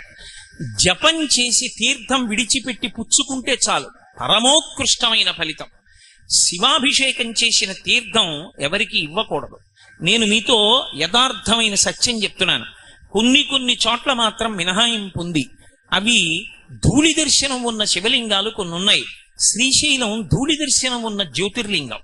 అక్కడ మీరు ఏదైనా ఊరు నుంచి వెళ్ళినప్పుడు మలమూత్ర విసర్జనం చేసినటువంటి బట్టలతో మట్టి కొట్టుకుపోయిన ఒంటితో స్నానం చేయకుండా వెళ్ళి శివలింగాన్ని కౌగిలించుకుంటే ఆయన సంతోషిస్తాడు. అది ధూళి దర్శనం. ఎందుచేత అంటే అక్కడ లోకాలకు తండ్రి అయి ఉంటాడు. ఇప్పుడు నా కొడుకున్నాడండి, ఎక్కడో లండన్లో ఉద్యోగం చేసుకుంటున్నాడు. నాన్నగారు ఆగస్టులో వస్తానండి అంటున్నాడు. నేను ఎప్పుడో మా ఇంట్లో స్నానం చేస్తున్నాను అనుకోండి, తెల్లవారుజామున అకస్మాత్తుగా నా కొడుకు కంఠం వినపడింది అనుకోండి, నేను నీళ్లు పోసుకుంటున్న వాడిని ఆ చప్పుడు ఆపి విన్నాను అనుకోండి, ఏమిటి కొడుకు కంఠంలా ఉందని. అమ్మా నాన్నగారు ఏరమ్మా, నాన్నగారు కల్లోకి వస్తున్నారమ్మా, నాన్నగారిని చూడాలని వచ్చానమ్మా. ఏరమ్మా నాన్నగారు అంటే, నాన్నగారు స్నానం చేస్తున్నారు నాన్న. ఏమిట్రా ఎప్పుడు వచ్చావురా, రిజర్వేషన్ లేదు, ఏమీ లేదు, చడి చప్పుడు లేదు, ఏమిట్రా అలా మట్టి కొట్టుకుపోయి అలా ఉన్నావు, ముందు కసిన పాలు తాగు అంటోంది అనుకోండి వాళ్ళమ్మ. నేను గబగబా ఒళ్ళు తుడిచేసుకుని తువ్వాలు కట్టుకుని పైకొచ్చి దూరం అంటానా? ఇన్నాళ్లకు వచ్చిన కొడుకు చూడగానే ఎరా నాన్న అని రెండు చేతులు పట్టేసుకుంటారా పట్టుకోనా? లోకములకు తండ్రి అయిన పరమశివుడు మీరెక్కడి నుంచో వచ్చారని చెప్పి దూరం దూరం అంటాడా? అనడు. అందుకే కొన్ని కొన్ని చోట్ల ధూళి దర్శన రూపంగా ఉంటాడు. మలమూత్రములు విసర్జించిన బట్టలు ప్రయాణంలో వచ్చిన వాటితో వెళ్ళి ముట్టుకుంటే పొంగిపోతాడు. మల్లికార్జున లింగం అటువంటి లింగం జ్యోతిర్లింగాలలో. అటువంటి చోట తీర్థం ఇస్తారు. మిగిలిన చోట శివాభిషేకం చేసిన తీర్థం ఇవ్వకూడదు. ఇవ్వకుండా ఉండడమే ఎక్కువ ఫలితం. పైగా పైన లాల్చి ఉత్తరీయం ఉన్నవాడికి అసలు ఇవ్వకూడదు. ఉత్తరీయం తీసేసి మొలకి కట్టుకుంటేనే శివాభిషేక తీర్థం. అందున నేల మీద కూర్చుంటేనే బ్రాహ్మణుడు. ఆసనంలో కూర్చొని అసలు పుచ్చుకోకూడదు. కాబట్టి తీర్థం ఇచ్చే ముందు ఆయన పుచ్చుకోవడానికి యోగ్యంగా ఉన్నాడా లేడా చూసి ఇవ్వాలి. అంతేకాని ఆయన ఏమైనా అనుకుంటారేమో అని ఇవ్వకూడదు. ఎందుకంటే ఆయన అలా అనుకుంటే ఆయనది తప్పు, మీ తప్పు కాదు. అది ఆ తీసుకోవడానికి యోగ్యత ఎవరికి ఉంటుంది అంటే ఒక్క శాంభవ దీక్షా తత్పరులైన వారు ఎవరున్నారో వారు ఒక్కరు మాత్రమే నిత్యాభిషేకం చేసి తీర్థం పుచ్చుకుంటారు. శివాలయంలో అర్చకులు అథవా పుచ్చుకుంటారు తప్ప మిగిలిన చోట్ల శివాలయంలో అభిషేక తీర్థం ఇవ్వరు. ఎందుకని అంటే పుచ్చుకోవడానికి మనకి శక్తి సరిపోదు. నారుద్రో రుద్రమర్చయేత్, మహన్యాసము చేత రుద్రాంశ అన్వయం అయితే తప్ప ఆయనని పూజించడం పుచ్చుకోవడం సాధ్యం కాదు. కానీ అభిషేకం చూస్తే చాలు, జపం చేస్తే చాలు, ఆ తీర్థం పుచ్చుకుంటే చాలు. మీకేమీ చేత కాకపోతే శివ శివ శివ శివ శివ శివ శివ అంటే చాలు. లోకంలో ఆశ్చర్యకరమైనటువంటి లక్షణం ఏమిటంటే పైకి పరమ అమంగళంగా ఎవరు కనపడతాడో వాడే సమస్త అమంగళములను తీసేస్తాడు. మీరు లోకంలో చూడండి, చక్క ప్యాంట్ వేసుకుని టై కట్టుకుని బూట్లు వేసుకుని ఎయిర్ కండిషన్డ్ రూమ్ లో కూర్చుని అధికారం చెలాయించేటటువంటి అధికారి మీకు ఆఫీసులో మరుగుదొడ్డి కడగడవు. మరుగుదొడ్డి కడగాలి అంటే ఎవరు కడుగుతాడు అంటే మరుగుదొడ్డి కడగడానికి యోగ్యమైనటువంటి బట్టలు వేసుకున్నవాడే మరుగుదొడ్డి కడుగుతాడు. ఆయన ఏం తక్కువని మీరు అనుకోకూడదు. పరమశివుడు ఒక్కడే అమంగళకరమైనటువంటి వస్తువులను ధరించినట్లు కనపడతాడు. ఎందుకు కనపడతాడో తెలుసా? దాని చేత అమంగళాలన్నీ తీసేస్తాడు. అది విచిత్రం. అందుకే అసలు లోకంలో ఏదైనా చూడకూడదు చూస్తే శివశివ శివశివ శివశివ అంటాం. కానీ అసలు శివుణ్ణి చూస్తే, అసలు శివుని యొక్క యథార్థ రూపం చూశారనుకోండి, పునుకల పేరు కంఠమున భూరిభుజంగము భూషణంబుగామయము భస్మధారణము ఎద్రి నివాసము మేరు విల్లుగా అనుబుగ దంతి చర్మమును హస్తములందు కపాల శూలముల్ పడిబడిదాల్తు శంకరు కృపావరు రూపమును ఆశ్రయించదన్నని. ఆయన మెళ్ళో పెద్ద పుర్రెలమాల వేసుకుంటాడు. ఎవడైనా ఓ పుర్రెలమాల వేసుకుని అక్కడ కూర్చున్నాడు అనుకోండి, ఆయన దగ్గరికి వెళ్ళి మీరు నమస్కారం పెడతారా? మరి ఆయన పుర్రెలమాల వేసుకుంటాడు. ఆయన కర్మ. ఆయనకి నిజంగా లేకపోతే శివుడికి నేను ఇచ్చేస్తాను ఆ మెళ్ళో రుద్రాక్షమాల. ఏమి ఎందుకు ఆయన అలా పుర్రెలమాల వేసుకోవడం? చేతకాక పుర్రెలమాల వేసుకున్నవాడు కాడు. ఆయన తత్వం చెప్తూ శంకరులు చెప్పారు, బ్రహ్మమస్తకావళి నిబద్ధతే నమశివాయ అని. ఈ బ్రహ్మాండములన్నీ చిట్ట చివర ఎవరిలోకి వెళ్ళిపోతాయంటే పరమశివునిలోకి వెళ్ళిపోతాయి. మహాతాండవం చేసి ప్రళయకాలమునందు తనలోకి తీసుకుంటాడు. ఎవరిలోకి వెళ్ళిపోయాయో వాడిలోంచే బయటికి రావాలి. మళ్ళీ నేను తిన్న అన్నం నేనే కక్కాలి. మా ఆవిడ ఎలా కక్కుతుంది? నేను లయం చేసుకుంటే నేనే మళ్ళీ విడిచిపెట్టాలి. మళ్ళీ బ్రహ్మాండములను సృష్టి చేసేటప్పుడు చతుర్ముఖ బ్రహ్మగారిని సృష్టించి విభూతినిచ్చి ఉరే వేదములను ఆధారం చేసుకుని మళ్ళీ బ్రహ్మాండములను సృజించమంటాడు ఆయన. అప్పుడు బ్రహ్మగారు లోకములను సృజిస్తాడు. సృజించినటువంటి బ్రహ్మగారు కూడా కాలమునందు పడిపోతాడు. పడిపోతే ఆయన పుర్రెలు పడిపోతాయి నేల మీద. పడిపోతే అరే పాపం మొట్టమొదట వచ్చినవాడు, నేను చెప్పినట్టు సృష్టి చేసినవాడు, ఈయన పుర్రె కూడా ఇలా కింద పడిపోవడమే. పోన్లేరా దీనికో గౌరవం ఇద్దామని ఓ తడప తీసుకుని అందులో పెట్టుకుని ఆ పుర్రె మెళ్ళలో వేసుకున్నాడు. ఇలా ఎన్ని పుర్రెలు వేసుకున్నాడు అంటే లెక్క పెట్టడానికి వీలు లేనంత పెద్ద పుర్రెలమాల వేసుకుంటాడు. అంటే దాని అర్థం ఏమిటంటే ఇంతమంది బ్రహ్మలు వెళ్ళిపోయారు, శివుడు అలాగే ఉన్నాడు. ఆయన శాశ్వతుడు అని గుర్తు. ఆయన కాలమునకు లొంగేవాడు కాదు, ఒకనాడు ఉండి ఒకనాడు వెళ్ళిపోయేవాడు కాడు. అన్నీ ఆయనలోకి వెళ్ళిపోతాయి తప్ప ఆయన ఎందులోకి వెళ్ళిపోడు. అంతటి శాశ్వతుడని చెప్పడానికి.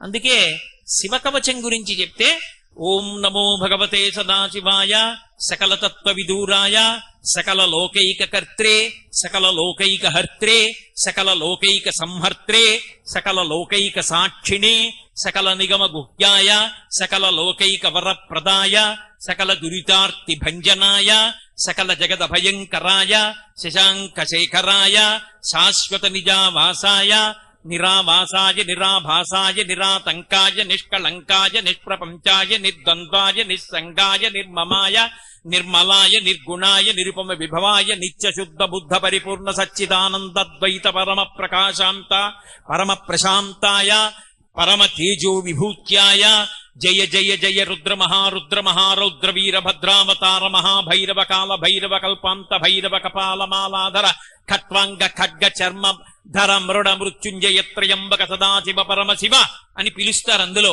అలా పిలవడానికి కారణం ఏంటంటే ఘోర అఘోర రూపములు రెండు ఆయన యందే అన్వయమవుతాయి. అందుచేత పుర్రెలమాల వేసుకుంటాడు తప్ప చేత కానివాడై పుర్రెలమాల వేసుకున్నవాడు కాదు. సమస్తం ఏమైపోవాలి? బూదిగా మారిపోవాలి. అన్ని బూజైపోతే మళ్ళీ సృష్టి ఎందులోంచి రావాలి? బూదిలోంచే రావాలి. ఈ సృష్టి యొక్క జీవకణాలని దాచడానికి కంప్యూటర్లో చిప్స్ ఎలా ఉంటాయో అలా సృష్టి కణాలన్నింటినీ తన శరీరానికే అలదుకుంటాడు. అందుకే విభూతిని ఒంటికి రాసుకుంటాడు అనడానికి కారణం అది. ఏది శాశ్వతమైనదో అది విభూతి. చిట్ట చివరికి అన్ని ఏమైపోతాయంటే బూదిగా మారిపోతాయి. అది భస్మ. స్కాంద పురాణంలో బ్రహ్మోత్తర ఖండం అని ఒక ఖండం, అందులో భస్మ వైభవం చెప్తారు. దానికి భస్మ అని పిలుస్తారు. భస్మ అని ఎందుకు పిలుస్తారు అంటే భా అంటే కాంతి భగవంతుడు, స్మ అంటే స్మరణ గుర్తుకు రావడం. ఈ మనుష్య ఉపాధిలో ఉన్న వాడికి భగవంతుడు జ్ఞాపకం వస్తూ ఉండాలి. ఆయనని మరిచిపోతే ఇక ఈ ఉపాధికి అర్థం లేదు. ఈ ఉపాధిలో నేను ఉన్నంత కాలం భగవంతుడు నా స్మరణలో ఉండి నేను అభ్యున్నతిని పొందాలని కోరుకోవడానికి మహానుభావుడైన పరమశివుడు నా స్మృతి యందు నిలబడుగాక అని కోరుకుని ఆ భస్మ పెట్టుకుంటారు. ఆ భస్మని పెట్టుకుంటే భగవంతుడు స్మరణలోకి వస్తాడు. భగవంతుడి స్మరణలోకి వచ్చి కదలికలన్నీ ధార్మికంగా ఉండాలని కోరుకోవడం. శక్తిని ఆజ్ఞాచక్రం మీద బొట్టుగా ఉంచుకుంటారు. బొట్టు ఆజ్ఞాచక్రం మీద పెట్టుకున్నాడు అంటే ఆజ్ఞాచక్రం మీద మనసు ఉంటుంది. అందుకే ఏదైనా జ్ఞాపకం రాలేదనుకోండి, కళ్ళు మూసుకుని ఉండండి చెప్తాను అని ఇక్కడ దృష్టి కేంద్రీకరిస్తాడు. మనోచక్రం ఇక్కడ ఉంటుంది. దాని మీద అమ్మవారి రూపమైన కుంకుమ పెట్టుకుంటే శక్తి కదలికలు కాబట్టి కదలికలన్నీ కూడా ధార్మికంగా కదులుతాయి. ధర్మాన్ని పట్టుకుని కదిలితే చివరికి శివుడిలోకి ప్రవేశిస్తాడు, తాను శివుడు అవుతాడు. అందుకని విభూతి పెట్టుకుని బొట్టు పెట్టుకోవడానికి కారణం అది. చాలా మందికి ఒక అపోహ ఉంటుంది, శంకరాచార్యుల వారు విభూతి పెట్టుకుంటారు శివభక్తుడని. మీకు రహస్యం చెప్తా, శంకరాచార్యుల వారంత విష్ణు భక్తుడు ఈ లోకంలో ఇంకొకడు లేడు. అసలు శంకరాచార్యుల వారు ప్రారంభంలో చేసిన స్తోత్రం లక్ష్మీదేవి పరంగా కనకధారా స్తోత్రం. శంకరాచార్యుల వారు దక్షిణ దేశంలో కూర్చుని ఉండగా ఆయన సరస్వతీదేవి వచ్చి ఆయన్ని ప్రార్థించింది, విష్ణు సహస్రనామ స్తోత్రానికి వ్యాఖ్యానం నువ్వే ఇవ్వగలవు, నువ్వే సాధికారికమైన వ్యాఖ్య చెయ్యి అని. శిష్యుల్ని ముగ్గురిని పిలిచి లోపలికెళ్లి గ్రంథాలయంలోంచి 3 పుస్తకాలు తెండి, నాకేది నచ్చితే దానికి భాష్యం చేస్తానన్నారు. ముగ్గురు తెచ్చిన పుస్తకాలు విష్ణు సహస్రనామ స్తోత్రాలే అయ్యాయి. అప్పుడు సరస్వతీదేవి కనపడి అడిగింది, శంకరా నువ్వు చేయవయ్యా విష్ణు సహస్రానికి భాష్యం అని. శంకర భగవత్పాదాచార్య స్వామి వారు అప్పుడు చేశారు విష్ణు సహస్రానికి భాష్యం. ప్రతిరోజు చదువుకోవలసిన స్తోత్రము అని మనకి అందించినటువంటి స్తోత్రం విష్ణుపరంగా ఇచ్చారు శంకరాచార్యుల వారు. అందుకే ఇప్పటికీ కూడా మనం చదివేటటువంటిది ఆ అవినయమపనయ విష్ణోహో అని చెప్పి మనం చదివేటటువంటి షట్పదీ స్తోత్రం, అది విష్ణుపరంగా ఉంటుంది. గోవింద గోవింద అని మనం భోజన ప్రారంభకాలే గోవిందనామస్మరణ గోవింద గోవింద అంటుంటాం. ఆ గోవిందనామాన్ని ప్రచారం చేసింది శంకరాచార్యుల వారు. భజ గోవిందం గోవిందం భజ మూఢమతే సంప్రాప్తే సన్నిహితే కాలే నహి నహి రక్షతి డుక్రుంకరణే అని. హరహర మహాదేవ శంభో శంకర అంటుంటాం. ఆ హరహర మహాదేవ శంభో శంకర శంకరాచార్యుల వారు ప్రచారం చేయలే, అది ప్రచారం చేసిన వాడు 63 మంది నాయనార్లలో ఒకడైన జ్ఞాన సంబంధ నాయనార్ ప్రచారం చేశాడు. హర హర అంటే పాపములను హరిస్తాడు. ఒకసారి స్మరిస్తే చాలు, ఆయన నామం చెప్తే చాలు పాపం తీసేస్తాడు. అందుకే హర హర మహాదేవ శంభో శంకర. శంభో అంటే శంభావయతీతి ఇది శంభో, సమస్త సుఖములనిస్తాడు. అందుకే రుద్రం ప్రారంభంలో దేంతో ప్రారంభం అవుతుంది అంటే నమస్తే అస్తు ధన్వనే బాహుభ్యాముతతే నమః అంటూ మొదలవుతుంది. అయ్యా మీ చేతి ధనస్సుకో నమస్కారం అండి అని మొదలవుతుంది. ఏమిటి ఆయన పట్టుకునే ధనస్సు? పినాకము అని పేరు. పినాకము చేత్తో పట్టుకుంటాడు కాబట్టి పినాకపాణి అని పేరు ఆయనకి. పినాకము అన్న మాటని అమరకోశం వ్యాఖ్యానం చేసింది. పాతి జగదిది పినాకం, లోకములను రక్షిస్తాడు కాబట్టి పినాకం. మనం ఎన్నో పాపాలు చేస్తే మనని బాధ పెడతాడు. ఎందుకు బాధ పెడతాడంటే, మరి నువ్వు పాపం చేశావు, ఆ పాపం పోవడానికి ఏదో దుఃఖం కల్పించి ఆ పాపాన్ని అక్కడితో పోగొట్టేస్తాడు. గత జన్మలలో చేసిన పాపాలున్నాయి, ఈ జన్మలో పెళ్ళవలేదు. గత జన్మలలో చేసిన పాపాలున్నాయి, పిల్లలు పుట్టలేదు. గత జన్మలలో చేసిన పాపాలున్నాయి, ప్రమాదం సంభవించింది. ఇప్పుడు ఆ పాపం పోగొట్టుకోవాలంటే, ఈశ్వర మేము పాపం చేసి ఉండి ఉంటాం, కానీ మీరు అలా కోపంగా ధనస్సు పట్టుకుని నించోకండి.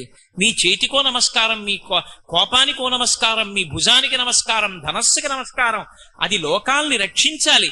కాబట్టి అయ్యా మేము పిల్లలమ్మా, తప్పు క్షమించండి, చల్లబడండి చల్లబడండి చల్లబడండి అని ఆ మంత్రాలతో జలాలు వివిధ పదార్థాలతో అభిషేకిస్తే ఆయన చల్లబడతాడు. చల్లబడితే ఇంకెప్పుడు చెయ్యకే ఇటువంటి తప్పు అని ఇలా వేలు చూపించి ఆ తప్పు తీసేస్తాడు. ఆ పాపం తీసేసి ఇప్పుడు సుఖాలన్నింటినీ ఇస్తాడు. అందుకే చమకం దగ్గరికి వచ్చేటప్పటికి సమస్త సుఖస్వరూపాలు ఆయనే.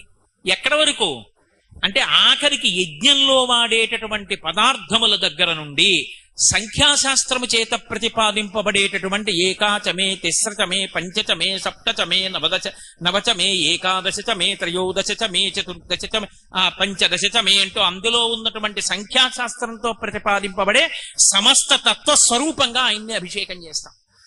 ఇంతగా అభిషేకం చేయబడతాడు కాబట్టే లోకాలను అంత చల్లబరుస్తాడు. శివుడికి ఒక లక్షణం ఉంటుంది, ఇంత కష్టపడి ఆరాధన చేస్తేనే అనుగ్రహిస్తాడా అండి అని మీరు అనుకోకండి. శివుడంత కిందకొచ్చేసేటటువంటి వాడు మీకు లోకంలో ఎక్కడా కనపడడం. మనని ఆపదల నుండి గట్టెక్కించడానికి అంత కిందకొస్తాడాయన. ఎంత కిందకొచ్చేస్తాడంటే నమశివాభ్యాం సరసోత్సవాభ్యాం అంటారు శంకర భగవత్పాదులు. ఆయన ఉత్సవాలన్నీ ఎవరి కోసమో తెలుసా? ఆయన ఉత్సవాలు ప్రమాదంతో కూడుకున్నవై ఉంటాయి. కొన్ని అత్యంత ప్రమాదం, అది మనకే కాదు ఆయనకి కూడా. అది అమంగళకరం. లోకంలో నిజంగా అటువంటిది జరిగితే దేవాలయానికి అంతటికి సంప్రోక్షణ చెయ్యాలి, ఈశ్వరమూర్తులకు సంప్రోక్షణ చెయ్యాలి. అంత ప్రమాదకరమైన ఉత్సవం చేయించుకుని నిజంగా ప్రమాదం జరిగితే అటువంటి ప్రమాదం జరగకుండా చేస్తాడు ఆయన. నేను మీతో ఒకటి చెప్పాలి అంటే, కార్తీక మాసంలో జ్వాలాతోరణము అని ఒక ఉత్సవం. ఆ జ్వాలాతోరణం చేసేటప్పుడు కొత్తగా పండినటువంటి పంట పొలాలలో మిగిలిపోయిన గడ్డి తెచ్చి 2 స్తంభాలు పాతి అడ్డంగా స్తంభం కట్టి ఆ గడ్డినంతటినీ కట్టి దాని మీద ఆవు నెయ్యి పోసి వెలిగిస్తారు. వెలిగించి పరమశివుడిని పార్వతీదేవిని పల్లకీలో పట్టుకుని భగవన్నామని చెప్తూ పరిగెడతారు. పల్లకీ పట్టుకు పరిగెత్తకూడదు, పరిగెడతారు. పరిగెత్తుకుంటూ 3 మాటలు దాని కింద నుంచి పరిగెడతారు. పరిగెడితే ఆ జ్వాలాతోరణం కింద నుంచి జ్వాలలు వెలుగుతూ ఆ గడ్డి కాలుతుంటుంది, ముద్దగా కింద పడిపోతుంది. ఒకసారి పడిపోయినప్పుడు నేను ఒకసారి చూశా కూడా, పల్లకీ మీద పడిపోయి వెలుగుతున్న అగ్నితో వెళ్ళి ఆయన దగ్గర పడిపోతాయి. పడిపోయినప్పుడు ఒక్కొక్కసారి ఉత్సవమూర్తికి కట్టిన పంచె అంటుకుంటుంది కూడా, కానీ ఏమీ దోషం రాదు. ఎందుకు రాదో తెలుసా? ఆయన ఎందుకు చేయించుకుంటాడంటే జ్వాలాతోరణం మన కోసం చేస్తాడు. ఒరే వద్దన్న పనులు ఎన్నో చేసేసావు, మహాపాపం సంక్రమించింది, ఇప్పుడు నీ శరీరం పడిపోయిన తరువాత ఒక భయంకరమైన స్థితిని ఎదుర్కోవాలి. భైరవ దర్శనం అని ఉంటుంది. అందుకే శివాలయంలో భైరవుడు ఉంటాడు, కాలభైరవుడు అని.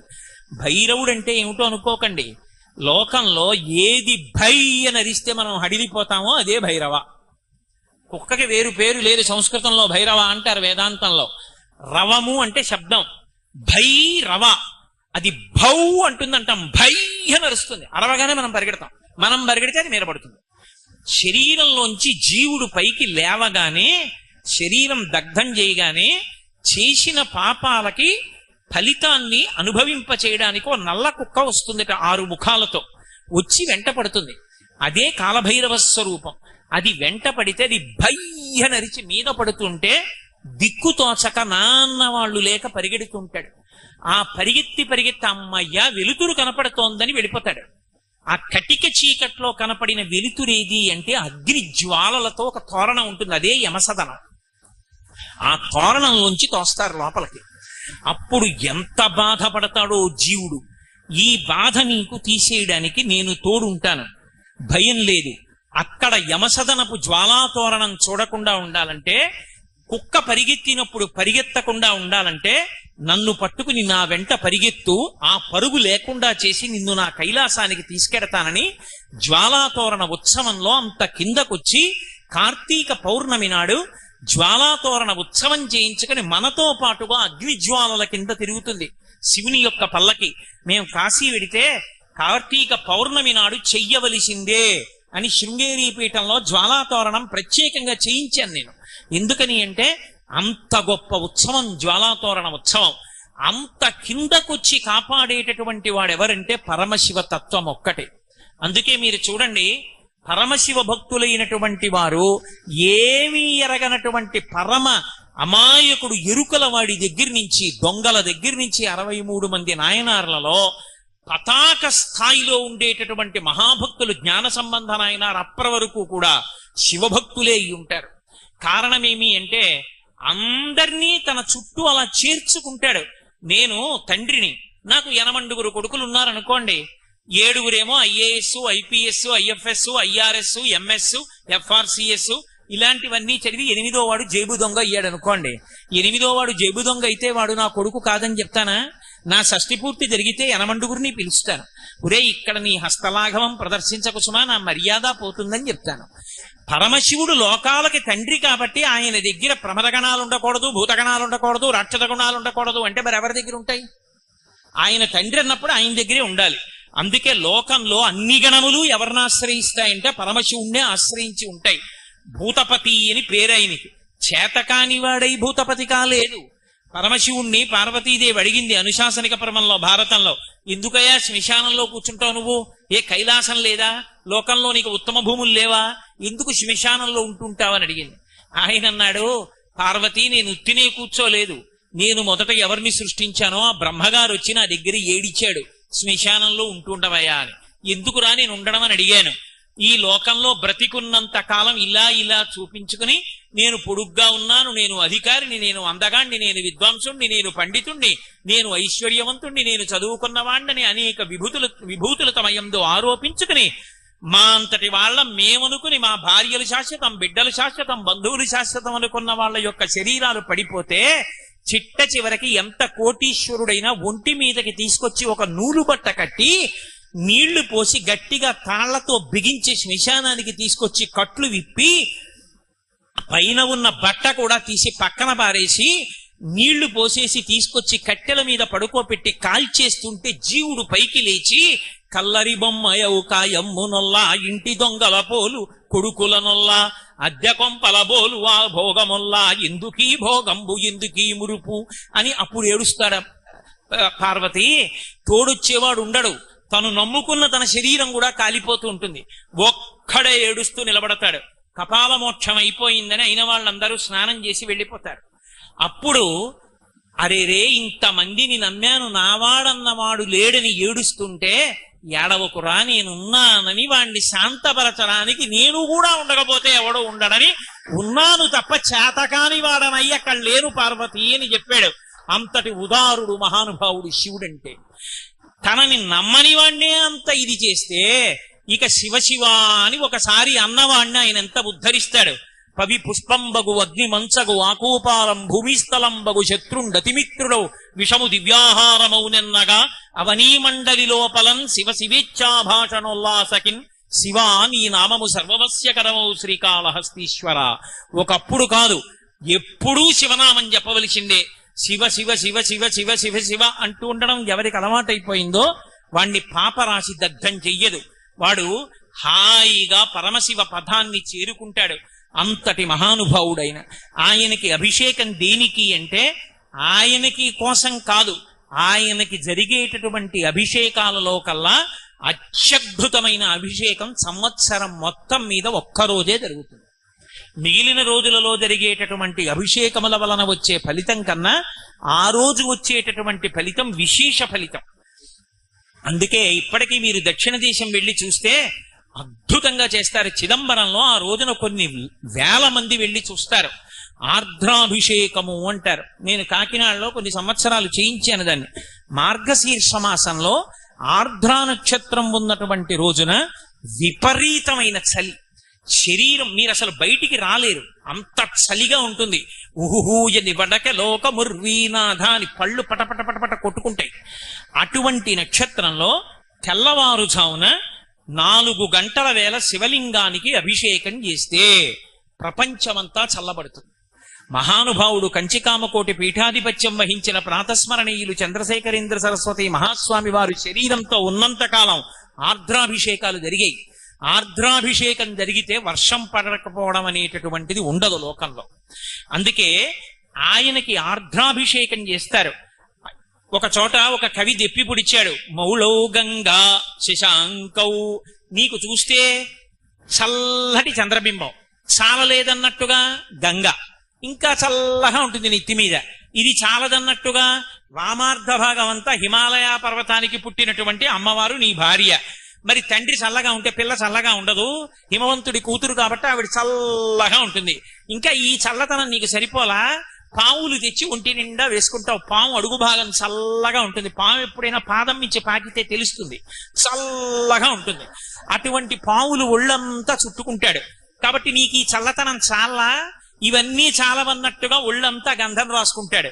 ఈ గంధం యొక్క శీతలం సరిపోలా, ఇంకోడైతే కొయ్యబారిపోతాడు. మళ్ళీ ఆర్ద్రా నక్షత్రంలో తెల్లవారకట్ట నీకు అభిషేకమా అంటే ఆయన కోసం కాదు, మనందరం చల్లగా ఉండాలని తాను అంతటి చల్లటి పదార్థాలు అభిషేకం పుచ్చుకొని గడగడలాడకుండా కూర్చుంటాడు. మీ అందరూ చల్లగా ఉండాలిరా అని కోరుకుంటాడు. అంతటి మహితాత్ముడు శివుడు. ఆ శివారాధన జరిగినంత కాలం, శివాభిషేకాలు జరిగినంత కాలం, శివనామం చెప్పినంత కాలం, శివార్చన చేసినంత కాలం లోకంలో ప్రమాదములనేటటువంటివి జరగవు. మీరొకటి బాగా జ్ఞాపకం పెట్టుకోండి, ఎక్కడ లోహోత్పత్తి జరుగుతుందో అక్కడ ప్రమాదములు పుంచి ఉంటాయి. నేను చెప్పట్లేదు, శాస్త్రం చెప్తోంది. అందుకే లోహంతో వ్యాపారం చేయాలన్నా జాతకం చూపించకుండా మొదలు పెట్టరు, లేకపోతే చర్మ వ్యాధులు వచ్చేస్తాయి వంశంలో. లోహంలో మళ్ళీ అత్యంత దారుణమైన లోహం ఏది అంటే ఇనుము. ఇనుము అత్యంత ప్రమాదభరితమైనటువంటి లోహం, నల్లగా ఉంటుంది. దానికి అపమృత్యు దోషం, అపమృత్యు దోష నివారణ శక్తి రెండు ఉంటాయి. అందున అది గృహోపకరణంగా కానీ ఎక్కువగా విడితే శివుడి పట్ల అపచారం జరుగుతుంది. ఎందుకంటే ఈ పృథివి శివస్వరూపం, మట్టి శివస్వరూపం కనుక ఈ మట్టిని కాల్చకూడదు. అందుకే పూర్వం మన ఇళ్ళు కట్టినప్పుడు ఎక్కడా కూడా ఇటకలు సిమెంటు వాడేవారు కాదు. పూర్వం తడికలు పెట్టి మట్టితో మెత్తుకుని కట్టుకునేవారు. ఎందుకంటే భూమిని కాలిస్తే శివుడి పట్ల అపచారం జరిగితే ప్రమాదాలు జరుగుతాయి, అగ్ని సంస్కారం జరుగుతుంది, అగ్ని అకస్మాత్తుగా పొటమరిస్తుందని భూమిని కాల్చేవారు కాదు. కానీ ఇప్పుడు మనం ఎన్నో స్లాబ్లు వేస్తున్నాం. స్లాబ్ వెయ్యాలంటే భూమిని కాల్చిన సిమెంట్కి తోడెవరు? ఇనుము. ఇనుము తోడైందనుకోండి భూమి పట్ల అపచారం చాలా ఎక్కువ అవుతుంటుంది. ఈ అపచార దోషం పోవాలి అంటే ఇద్దరి ఆరాధన జరగాలి. ఒకటి అమ్మవారి ఆరాధన విశేషంగా జరుగుతూ ఉండాలి. ప్రతిరోజు సహస్రనామాలతో అమ్మవారికి కుంకుమార్చన జరుగుతూ ఆ కుంకుమ బొట్టు పెట్టుకోవడం అలవాటై ప్రత్యేకించి ఇటువంటి కర్మాగారాలున్నటువంటి చోట పనిచేసేటటువంటి ఉద్యోగస్తుల భార్యలు లలితా సహస్రనామ స్తోత్ర పారాయణం చేస్తూ చక్క బొట్టు పెట్టుకోవడం అలవాటై దేవీ నవరాత్రి ఉత్సవాలు చేస్తూ క్రమం తప్పకుండా పరమేశ్వరుడికి అభిషేకాలు జరుగుతుంటే దానివల్ల మళ్ళీ శాంతి కలుగుతుంది, ప్రమాదాలు జరగకుండా ఉంటాయి. ప్రమాదము అన్న మాటకు అర్థం ఏమిటో తెలుసా?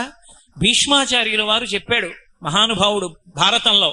ఆయన దగ్గరికి వచ్చి అంపశయ్య మీద పడుంటే చెప్పారు, ఉపపాండవులు 5 చచ్చిపోయారు రాత్రే, అశ్వత్థామ చంపేశాడు అన్నాడు.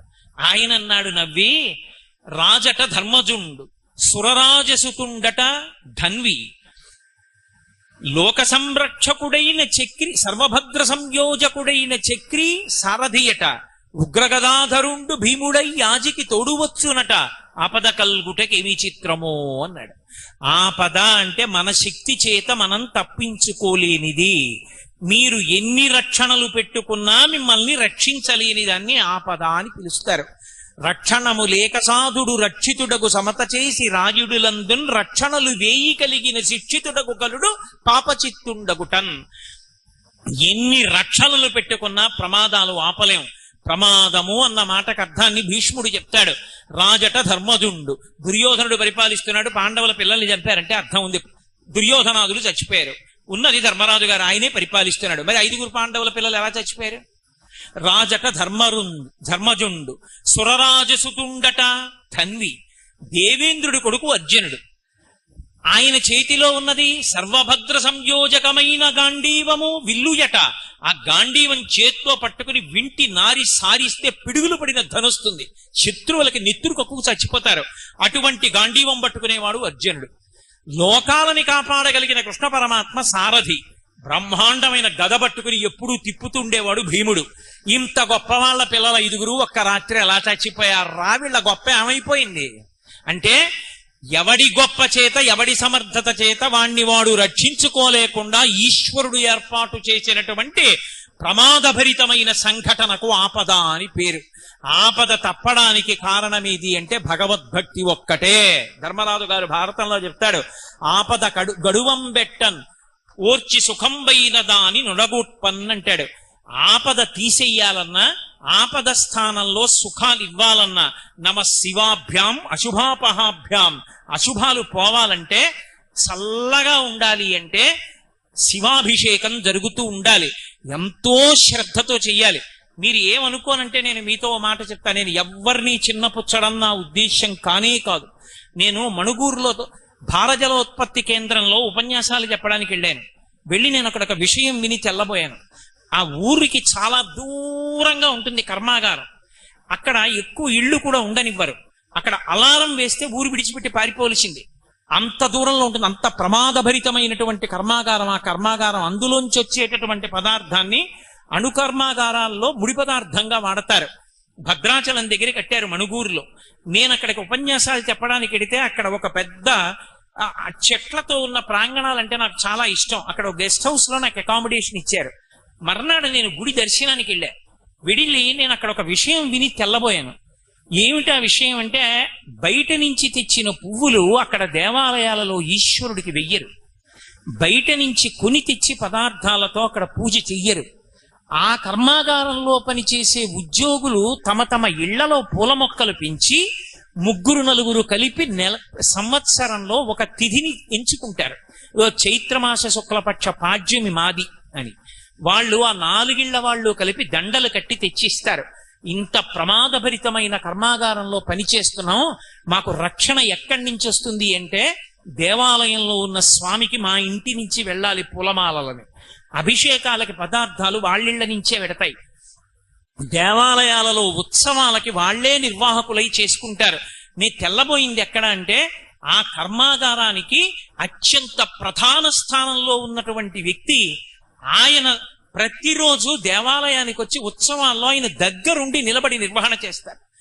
నేను ఆఖరికి ఉపన్యాసాలు చెప్పి వెళ్ళిపోతుంటే కూడా ఆయన వచ్చి స్వయంగా వీడ్కోలిచ్చి నమస్కారం చేసి వెళ్ళాడు. నేను ఎందుకు మీతో చెప్తున్నాను ఈ మాట అంటే, ఒక్కొక్క చోట మనం పని చేసేటప్పుడు అక్కడ రక్షణ దేని వల్ల కలుగుతుంది అంటే, అక్కడ అన్నం తింటున్నాం కాబట్టి మనందరం ఒక కుటుంబంగా మనని మనం రక్షించుకోవడానికి ఈశ్వర శక్తిని ఆవాహన చేసుకోవాలి. అదే మనని కాపాడుతుంది. కాబట్టి ఆ శివాభిషేకం లోకానికి రక్షణ కవచంగా కట్టబడుతుంది. అమ్మవారికి చేసిన కుంకుమార్చన, ఆ పెట్టుకున్నటువంటి బొట్టు రక్షణగా నిలబడుతుంది. అందుకే మీరు చూడండి, ఏదైనా మీకు సుఖంతో పాటు ప్రమాదం కూడా పొంచి ఉండేట్టు చెయ్యగలిగిన ఏదైనా సరే, శక్తి ఎక్కువ ఉన్న ఏదైనా సరే వాడరు తిన్నగా. అమ్మవారి దగ్గర పూజ చేయిస్తారు. నేను మోటార్ సైకిల్ కొనుక్కున్నాను అనుకోండి, స్పీడోమీటర్ తిరగడం సరదాగా ఉంటుంది, కానీ ఒక నట్టు ఊడిపోయిందంటే చాలు. అందుకని వాహన పూజ అని తీసుకెళ్లి అమ్మవారి గుళ్ళో పూజ చేయిస్తారు. ఎంత ప్రమాదభరితమో, ఎంత శక్తిని తన యందు పెట్టుకుంటుందో దాన్నంతటినీ కూడా ఇప్పటికీ వేద విభాగంతో చూపిస్తారు. ఇది శక్తి స్థానము అని గుర్తేమిటంటే, ఇలా ఇలా మెరుపు వేస్తారు. దాని శక్తి నువ్వు పట్టుకోలేవు, ముట్టుకోవడానికి కూడా సమర్థుడివి కావు. అంటే ఎలక్ట్రికల్ సబ్ స్టేషన్ లో పుర్రె బొమ్మ వేసి 2 ఎముకలు పెట్టి ఇలా ఇలా వేస్తారు. అంటే సక్రమంగా వాడుకుంటే అన్నం, తేడా వస్తే పుర్రె ఎముకలే మిగులుతాయి. ప్రమాదం సుమా.